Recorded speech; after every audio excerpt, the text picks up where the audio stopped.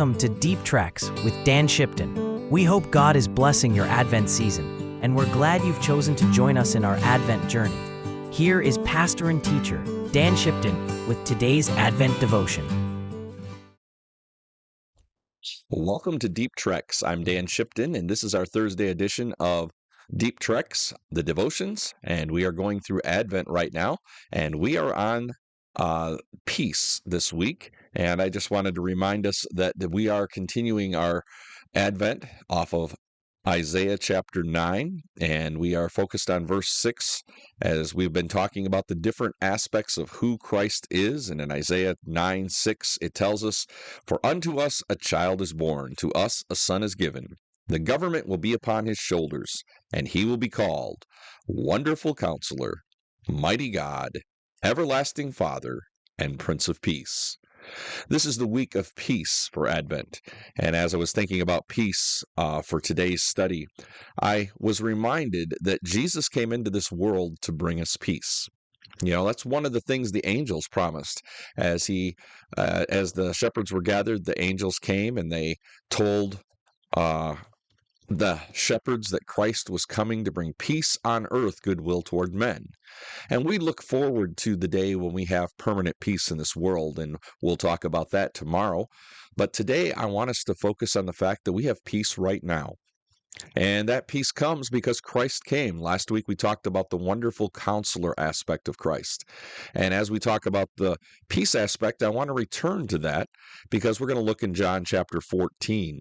And when we go over to John 14, Jesus is speaking to them, and he's talking to them about going away, talking about going to heaven, and he wants them to understand that he hasn't forgotten them and that he's still with them and that he's leaving his Holy Spirit.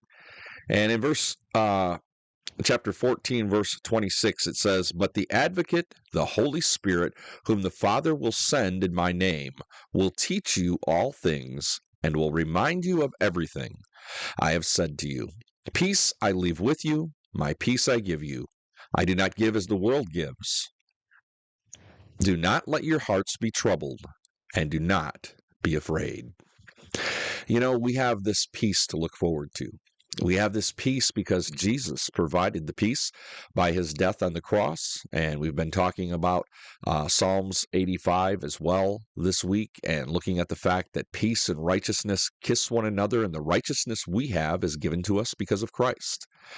And he doesn't leave us alone until he returns, but he gives us his Holy Spirit to internally be there for us so that we are at peace.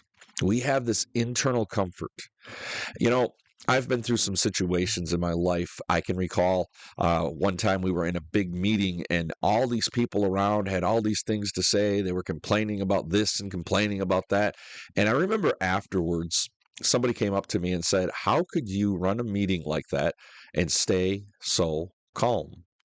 And I looked at them and smiled and said, "It wasn't me. It was the Holy Spirit within me because God was in control.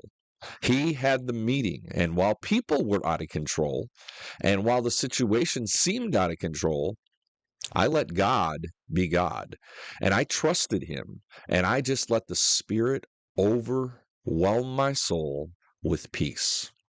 You know, we can go through a lot of circumstances if the inside of our heart and the inside of our minds is focused on peace.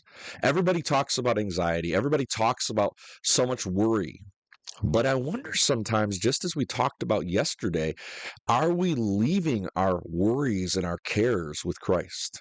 Are we leaving things on his lap, or are we continuing to pick them up? Because he's already promised that he's with us. He promised he wouldn't forsake us, but he'd be with us until the end. And he gives the Holy Spirit to guide us along the way. And peace comes internally because Christ came for you and for me. That's the hope of the Advent season. It's the hope that the angels proclaimed, peace on earth, goodwill on whom his favor rests. It's the peace that we can have that, as Paul talks about, passes all understanding. Sometimes I don't know why I'm at peace during certain circumstances, but I know it's because God is with me.